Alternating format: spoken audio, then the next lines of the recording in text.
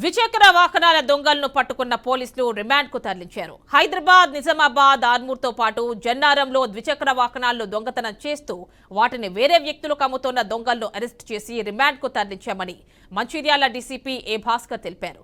దొంగతనం చేసిన వాహనాలను అమ్ముతూ జల్సాలకు అలవాటు పడిన 5 వ్యక్తులతో 4 వ్యక్తులను అరెస్టు చేసి రిమాండ్కు తరలించామని, ఒకరు పరారీలో ఉన్నారని తెలిపారు. వారి వద్ద నుండి 25 లక్షల రూపాయలు విలువ చేసే 15 ద్విచక్ర వాహనాలను స్వాధీనం చేసుకున్నామని డీసీపీ ఏ భాస్కర్ తెలిపారు.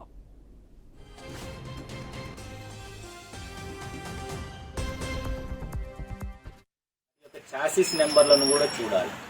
కొన్ని బండ్లకు చాసిస్ నెంబర్ చెరిపేయడం కానీ, వాల్యూడ్ డాక్యుమెంట్లు గాడి ఇవ్వకపోవడం కానీ, మూడోది ఫామ్ 29 కింద ట్రాన్స్ఫర్ కూడా చేయించుకోవాలి. ఈ 3 ఏ ఒక్కటి చేయించుకోకపోయినా అది దొంగ బండిగా భావించబడుతుంది. మీకు తక్కువ డబ్బులకు బండ్లు వస్తున్నాయని చెప్పి ఆ బండ్లను మీరు తీసుకున్నట్లయితే మీపైన కూడా స్టోలెన్ ప్రాపర్టీ రిసీవర్ కింద కేసు పెట్టడం జరుగుతుంది. కాబట్టి సెకండ్ సేల్ బండ్ లేదని వస్తే ప్రాపర్ డాక్యుమెంట్ చూసుకోవాలి. చాసిస్ నెంబర్ తోటి ఉందా, రిజిస్ట్రేషన్ నెంబర్ ఉందా అనేది ఆర్టీఓ ఆఫీస్ నుంచి కానీ ఇతరత్ర మార్గాల